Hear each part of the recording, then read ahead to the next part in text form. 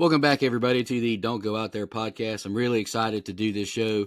Every year I try and go to as many conventions as possible. Recently, Spooky Empire blessed me again with a media pass to cover the show.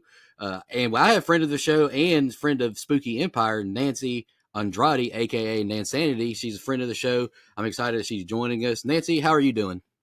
I'm doing great. How you doing, Nico? I'm doing wonderful. I know you're a busy lady, so we're going to get right into it. I Yeah, had a great time at Spooky Empire. They had to overcome some hurdles, some obstacles. A lot of yeah, stuff happened. Mother Nature let its fury out on us, had to reschedule. I think, for the most part, Spooky Empire did a fantastic job retaining as many guests as they could, getting some. I thought they got some big names as well last minute. Annabeth Gish, Henry Thomas, William Forsythe. I mean, they pulled off in my opinion, some horror legends like Henry Thomas. yeah, Like Henry yeah, Thomas?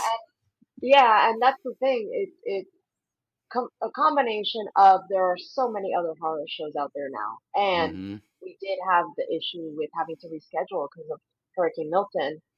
Unfortunately, some guests weren't able to make the new dates, but we had new guests as a result of the new date that weren't able to make the original date. So I agree. I think it was a great show.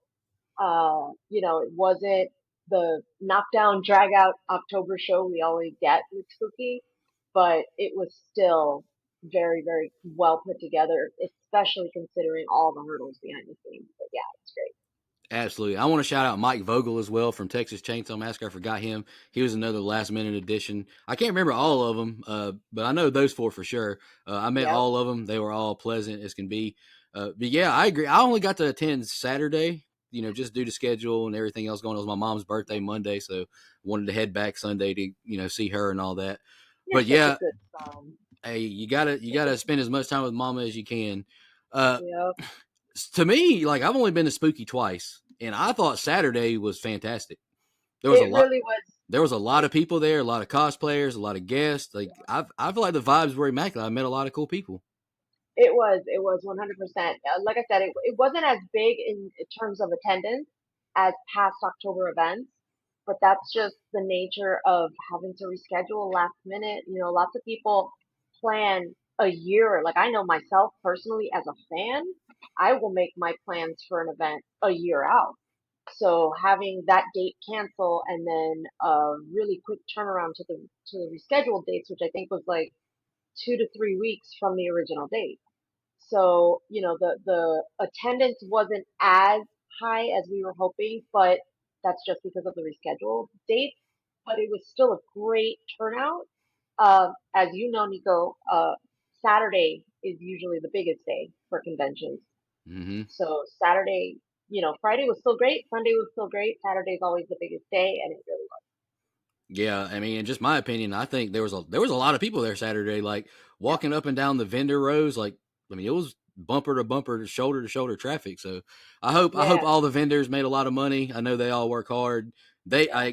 We got to give the vendors, the guests, all of them a lot of credit too. Like, Yep. it's not easy for them to just change their whole schedule and pack all that stuff up. So shout out to all the vendors. I met some cool ones. 13X Studios, my guy Rick, selfie guy from Terrifier 2, great deals. I got a mask and a Vicky Loves Art like plank board kind of thing. I don't know any way to describe it, but got Samantha Scafidi from Terrifier franchise, Vicky to sign That's both of awesome. them, and like great prices, $40 for two pieces. Like I thought that Yeah. was phenomenal. Nancy, what were Yeah. some of the highlights to you? Because I know you got to you got to host panels for the first time, right? You did some of the I biggest names did. there. I did. So I have moderated panels in the past, but just not in this industry. I've been, in the corporate world. I've done it in the fitness industry numerous times, but this was my first time moderating with Spooky, and it set the bar really high. My probably my biggest highlight would be moderating Clive Barker's last panel ever. Oh wow, We were told this was the first Q&A he did in 10 years, and it was going to be the last one of his career wow. and his final convention appearance as well. And I had the honor of moderating that panel, which still does not seem real to me. It's so surreal, but it was it was definitely up there in my probably my top five experiences in my entire life. Yeah, I can imagine. And like you mentioned, like This was in like the Orange County Convention Center, so the spot that Spooky had, it was kind of cramped. But you gotta sometimes you gotta make lemonade out of lemons, and when life gives you lemons, you got to do all that. But Yeah, Clive Barker was in a room all by himself, all of his artwork, his pieces from the past. His line was crazy all the time. yeah. So, He was the big one at this particular event. So yeah, he did have his. It was kind of like a mini art gallery. mm-hmm. So they were having that whole thing going on, and we also had a few actors from the Hellraiser and Nightbreed franchises that we did a panel with as well, separate from Clive. So it was kind of the Clive Barker show, which was fun. Yeah, it was, and I can't. I think his name was Simon Vance. I think he was in Simon one of. Simon Bamford. That's it. There you go. Yep, Must have been another Vance guy there. I can't remember. it was Like Nicholas Mint. there Yeah, we go. See, I'm getting all the names mixed. I think they were beside each other or something. But his line was really long too, so I guess it yeah, was a big Hellraiser fest, like you mentioned. But I yeah, can only imagine how big of an honor that was for you. I yeah, mean, Clive Barker's a legend. Hellraiser, Candyman, numerous other yeah. credits to his name. And like you mentioned, last convention, like Spooky made that very clear. This is his last convention, last time doing Q&A. Like that's amazing. I got to And it was attend. impromptu. Sorry, Wow. go ahead. No, you go ahead. You go ahead. Keep going. It was impromptu because I was already scheduled. I had been scheduled to do the panels that I had done up until that point. I moderated the panel on Friday with Henry Thomas. I did the Saturday ones, Lily Taylor, Alicia Witt, Doug Jones, and Michael Gross. And then I was already scheduled to do the panel with the actors from it was Simon Bamford, Nicholas Vince, and Craig Sheffer from Hellraiser and Nightbreed. And then I guess they didn't. It was kind of a fly by the seat of your pants situation when it came to Clive Barker's panel. And originally it was going to be something else. So they came to me and they said, "Hey, would you want to do this panel?" And they weren't able to finish their sentence before I said, "Yes, yes, Yes. I will do this panel 100%. You don't have to ask me twice." Yes. So yeah, it was a blast. Yeah, and I got the privilege. I wish I could have attended Doug Jones' panel as well that you did, but I got to attend Lily Taylor and Alicia Witz. You did fantastic. Obviously, it was very nice to see you on stage with them. Uh, we've been doing this podcast for 5 years now. I don't really get Has it been nervous. that long? We celebrated 5 years a couple weeks ago. Wow. Time flies. It does fly. But we've done several interviews now. I don't really get nervous anymore, but every time I walk up to that mic to ask the people a live question, I still get like the heart racing. Do you Yeah. get nervous like sitting across from like the legendary Doug Jones, like Alicia Witt, Lily Taylor, these people? Do you get nervous? So this is gonna sound like total BS. Um, I don't. I don't. And it's really more I do theater. I've been a performer for over 40 years, if I'm aging myself now. So on stage is kind of my second home. I almost feel more comfortable sometimes on stage than not. Mm-hmm. I will say I was nervous for the event as a whole. Not because I was going to be sitting across from legends, while that is a very nerve-wracking situation, but I've always been able to tell myself they're just people. They're just like us. Yes, they happen to also be legends for us, but they're just people. You Mm-hmm. know, they breathe the same air we do and have the same kind of anxieties and desires and fears and things like that. So I tell myself that so that I don't have any kind of nerves when it comes to that. But I was nervous for the event itself for a couple reasons. The first one being this was my first spooky event as a moderator. I wanted to do a good job. I wanted to make the people behind the scenes proud, Petey and Gina who run the show. I wanted to make them proud. I wanted to kind of meet the expectations. I wanted to make the fans happy. Horror fans, we know this. I'm a horror fan myself. We are some of the most critical fans out there. So Absolutely. I wanted to give them a good experience. I didn't want them to feel like somehow I changed the event that they're used to, in a negative way. So I was nervous about that. And then of course, people are going to be recording this and it's going to be on the internet forever. So I was like, if I screw this up, it's out there forever. But yeah, luckily, I think I did a pretty good job and the feedback was pretty good. So No, I think you did fantastic. And one thing I think you really did good at is the fact, like, we've already mentioned. I saw that Doug Jones panel got uploaded to somebody's YouTube last night, and I Oh, watched I it haven't seen that. in bits and pieces. His crowd was packed, but Yes, the other two that I attended, they were moderately packed. So one thing I think you did very well at is, like, I watched Catherine Newton's Q&A from earlier this year or last year or whatever. last year, She yeah. Or no, had only this year. she had questions from audience members for like the last 25, 30 minutes. So the moderator there was kind of just, like, all right, next. You only had like three or four people from the crowd come and ask questions. So I think you did a fantastic job coming up with good, interesting questions, considering the crowds, only showed up for a few. So I think you did fantastic with that. Thank you. Yeah, when I prepare for a panel like this, I do a couple different things. The first thing is I want to 99% of the time I'm already a fan of the person, which Mm-hmm. helps. I don't have to do as much research. But I also want to kind of brush up and refresh my memory on some things. So I will do a little bit of research in that way. I also kind of watch other interviews that they've done. I do it in a setting. I watch interviews where they've done panels at other conventions. I watch interviews that were kind of like a one-on-one, like we're doing right now, or even just a live one-on-one, or like a Zoom one-on-one, because I want to see how the guest's personality is. I want to see kind of what their approach to being interviewed is. Everybody's different, personalities are different. And if I interview someone that is uncomfortable, or, sometimes unfortunately you get that person that's just one word answers, and you have to pick that up and move forward with it. And I also don't want to ask the same questions over and over and over again that they've been asked a million times. And if you're a fan, you've heard the answers a million times. So the good thing is I did get feedback from every guest.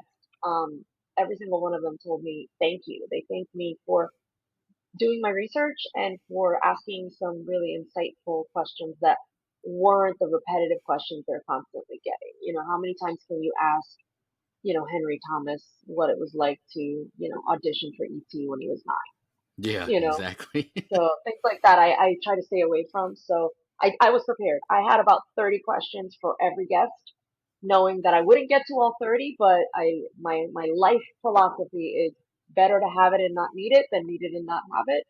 So I had Absolutely. backup plans for my backup plans. Great. You did, like I said, a fantastic job. Thank And you. after Alicia Witt's panel, I went immediately and got in Doug Jones' line.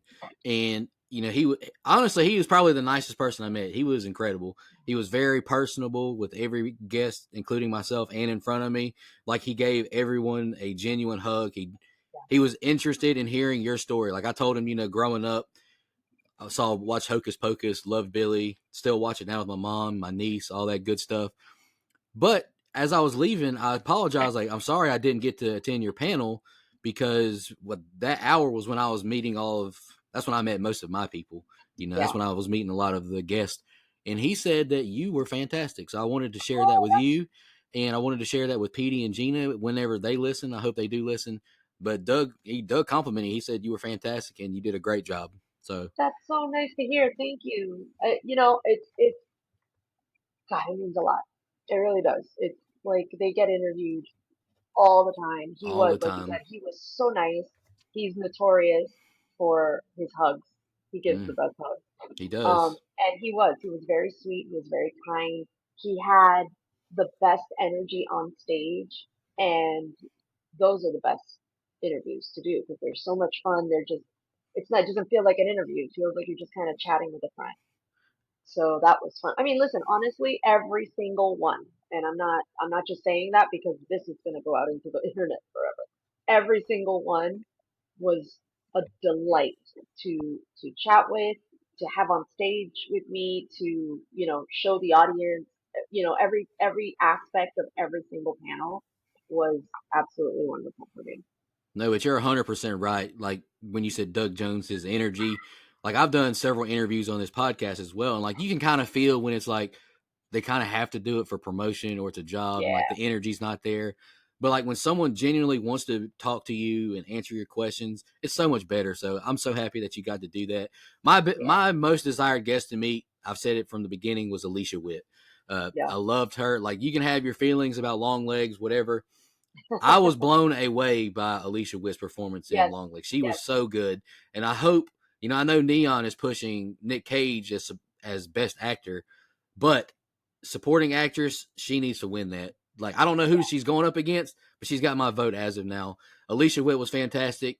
She was another person who I was very blown away by, because when I was talking to her face to face, she looked me dead in the eyes the whole time, Yep. and there was a sincerity in her voice. Whenever I told her how good I thought she was, like, she kind of like got the little tickle in your throat, like you're about to tear up a little bit. Yeah. Yeah. Like, she was blown away that I was so praiseworthy of her performance, because when you think of Longlegs, you hear of Nick Cage, you hear of Micah Monroe, and I think she deserves a lot of credit. She was so good, and she did the nun pose with me.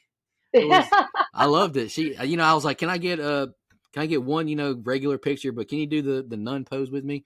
She did that, but then we looked at the pictures together, and she said, we got to do it again. Both of my arms aren't in the picture. So she even Yep. volunteered herself to retake the picture. So I can't Yeah. thank her enough for that. Yeah. She's another one. Like I said, they were all amazing, but every single one of them I had a moment with every single one of them that was just kind of memorable and noteworthy. And we did briefly talk after the panel. She and I chatted outside, and what I got, the sense that I got from her was that she wanted nothing more than to stand there and continue talking.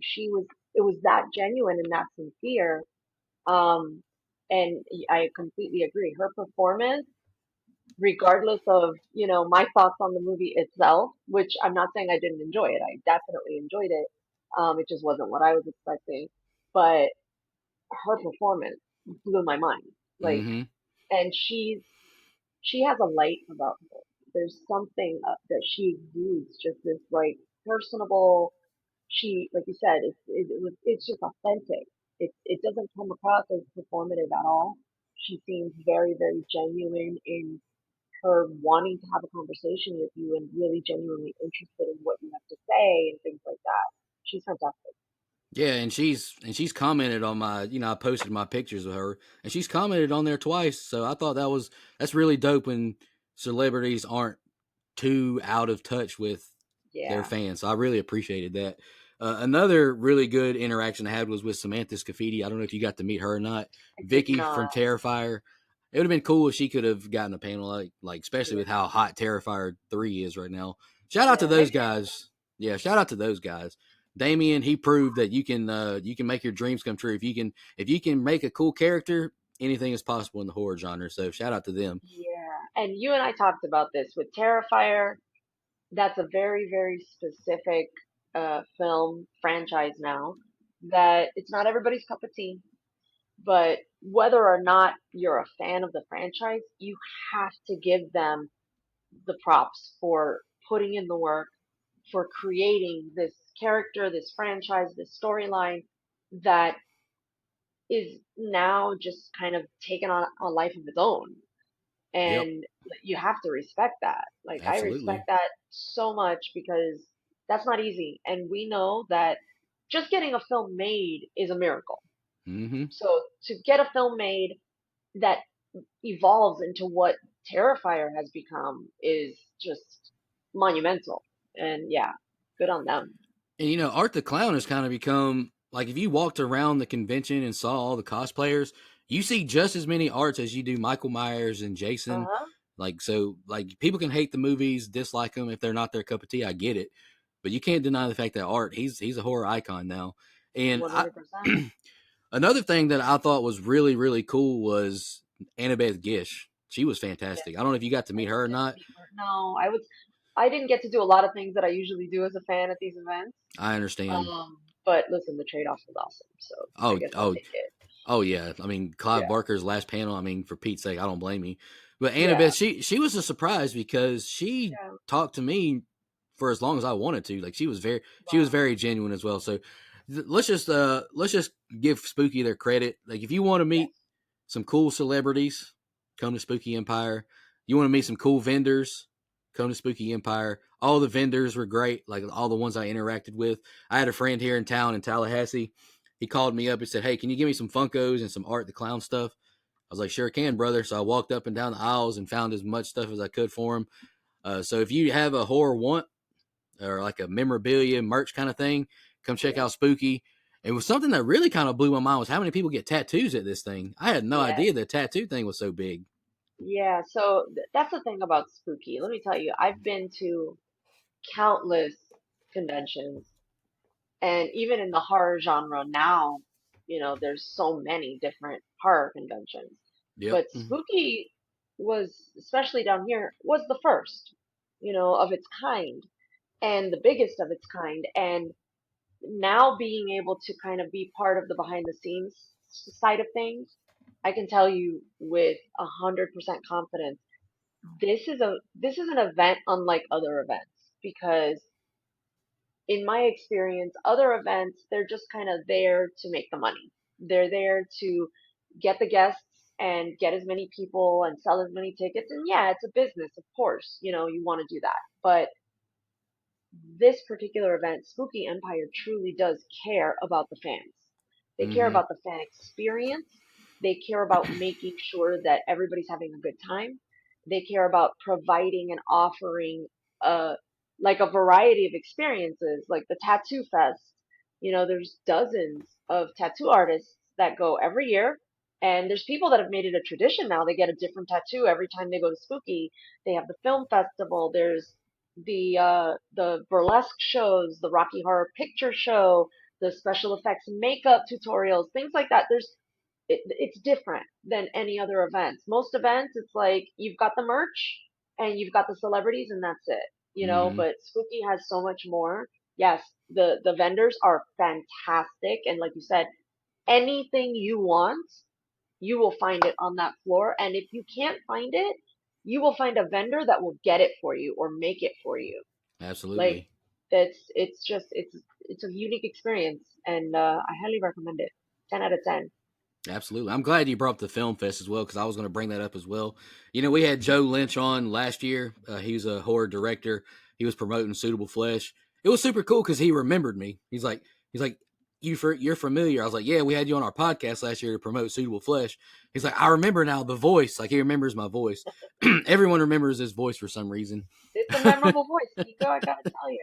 But like you mentioned, if you're a rising filmmaker or you want to become a filmmaker, Spooky Empire has that as well. So big shout out to them. Nancy, is there any final thoughts on the convention? This one in particular, you want to shout out? Any highlights that we didn't mention yet? I don't think I think we mentioned everything, but I do want to mention the volunteers. There are a large group of people that without them, the event doesn't happen. Yep. So I want to shout out them because that actually is something that I did and I highly recommend it as well. If you're a fan of these events, sign up to be a volunteer even just one time because it gives you a different perspective on how the events are run. It gives you a bigger appreciation for the event itself and it's a fun experience. It's fun to learn. I look at every experience as an opportunity to learn something new. So I wanted to moderate panels for this event, but I figured, you know what? Let me volunteer as well because like it's easy to say I want to be on stage and I want to interview celebrities. Like I do this for the enjoyment of it. Yes, the perk is that I get to, have a conversation with legends, but I also want to contribute to the show and I want to make the show as successful as possible. And as a volunteer, I was able to contribute in that way last April, I think it was.